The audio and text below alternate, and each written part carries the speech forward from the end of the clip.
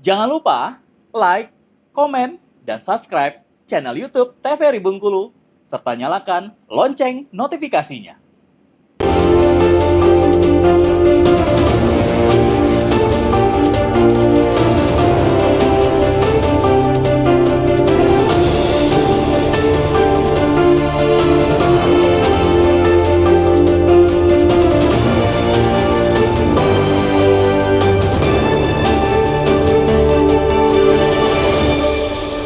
Baik, terima kasih masih kembali di Berndo TVRI Bengkulu dan kita masih berbincang dengan tema kita yaitu mengenai pencegahan dan juga penanggulangan HIV/AIDS. Dengan narasumber kita ada Bapak Ruslian selaku Kabid P2P Dinkes Provinsi Bengkulu dan juga ada Ibu Arna Mareta selaku penggiat sosial. Nah, kita kembali ke Bunda Arna lagi ya karena terpotong tadi. Boleh. Ya, kan?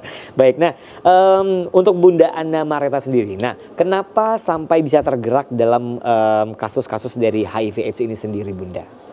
Awalnya saya kan sekretaris Komisi Penanggulangan AIDS, dapat dana Global Fund yang cukup banyak. Terus disuruh sama Menteri Kesehatan seluruh Indonesia buka KPA.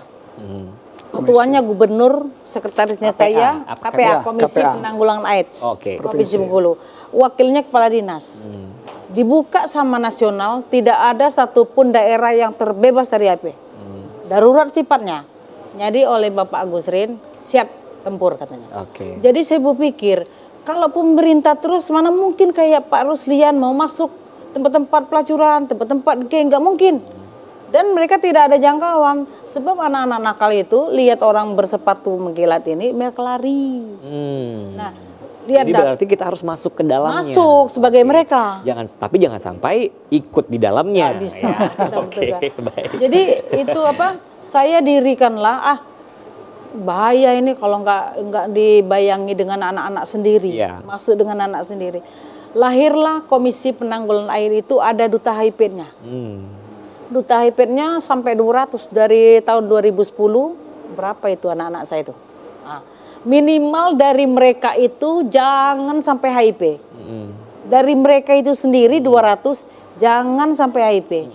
Nah nanti dia akan bicara, wih jangan wih, bahaya wih. Bawa kawan semainan, tetangga, keluarga, jangan wih, tidak pade. Lah berapa itu ngadang mereka? Jangan sampai tindik pun kamu jangan, ayo, jangan bunda katanya.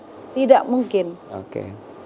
Itu perpanjangan tangan pemerintah, itulah duta HIV. Oke, baik. Nah, kita ke Pak Ruslian nih, selaku Kabid P2P Dinkes Provinsi Bengkulu.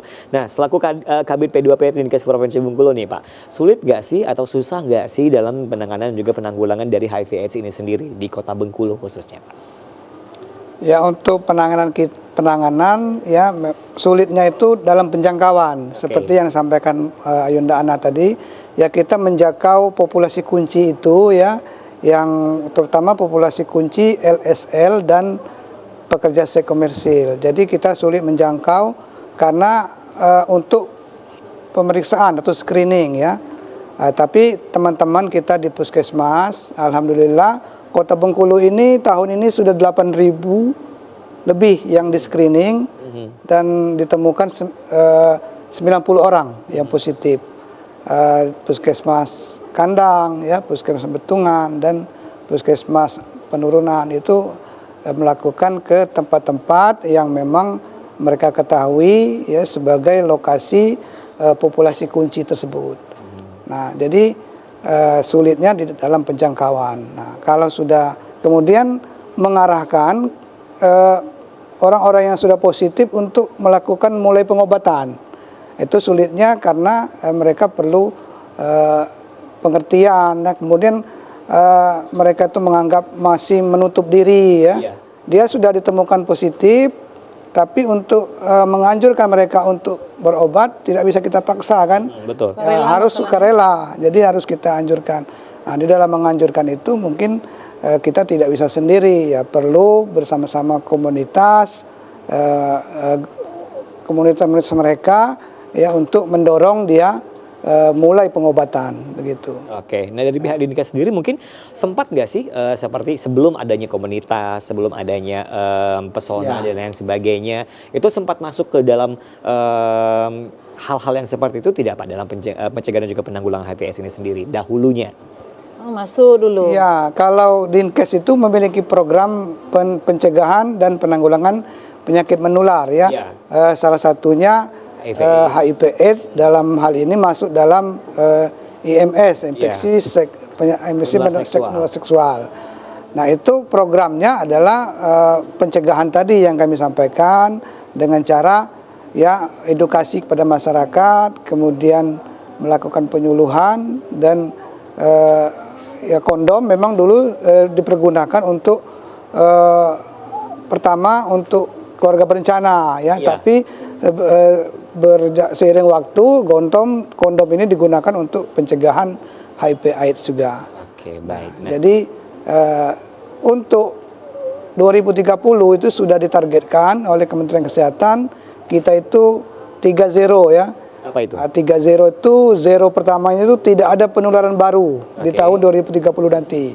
Kemudian tidak ada kematian baru yang akibat HIV. Kemudian yang terakhir ini yang penting tidak ada lagi stigma oleh masyarakat kepada penderita HIV itu stigma yang buruk. Artinya mereka juga tidak banyak juga yang bukan karena akibat perilaku, tapi ada juga akibat yang lain yang tidak mereka kehendaki untuk terkena HIV tersebut. Oke, baik, luar biasa. Nah, kita ke segmen terakhir kali ini. Boleh silakan untuk kesimpulannya dari Bunda Ana, silakan.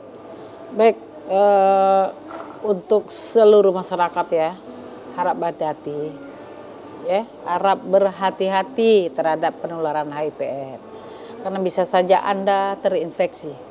Tapi kalau sudah terinfeksi, jangan malu-malu, cepatlah screening, terus kita obati. Oke, semangat pokoknya. Terima kasih, dan selanjutnya mungkin silakan untuk kesimpulan kita hari ini dari Bapak Ruslian selaku Kabid P2P Dinkes Provinsi Bengkulu. Ya, kesimpulan dan himbauan kami selaku dari Dinas Kesehatan Provinsi, ya, konsepnya HIV ini adalah pertama, virus ini tidak bisa masuk sendiri ya, dia ada jalur masuknya, yaitu dengan pertukaran cairan tubuh tadi. Pertukaran cairan tubuh itu ya kebanyakan dari hubungan seks yang tidak sehat, artinya yang maka hindarilah hubungan seks di luar nikah, kemudian setialah kepada pasangan, kemudian ya menggunakan kondom bagi ya pekerja seks yang berisiko tinggi ya, kemudian ya selalu ya berperilaku yang positif kepada untuk pemuda ya, terutama untuk mengalihkan untuk menghindari waktu-waktu kosong sehingga dia bisa banyak waktu untuk bermain berolahraga misalnya. Kemudian kalau penyakit ini bisa dicegah, tentunya sangat lebih baik kita mencegah dan mudah daripada kita mengobati. Positif nanti akan makan obat seumur hidup. Dan ya tentunya kita bisa mencegahnya dengan hal-hal yang kami sampaikan tadi. Oke, baik. Terima kasih sekali lagi atas kedatangannya. Udah ada Bapak Ruslian selaku Kabid P2P Dinkes Provinsi Bengkulu, dan sekali lagi juga terima kasih kedatangannya buat Ibu Ana Marita selaku penggiat sosial tentunya, dan sekali lagi Bapak pemirsa di rumah tentunya tetap untuk berperilaku hidup sehat ya, dan tetap waspada tentunya karena virus ini sekarang sudah ada di mana-mana, dan jangan sampai kita semuanya tertular dengan yang namanya virus dari HIV/AIDS ini sendiri ya. Baik, saya Karumai pamit. Terima kasih. Assalamualaikum warahmatullahi wabarakatuh dan sampai jumpa kembali.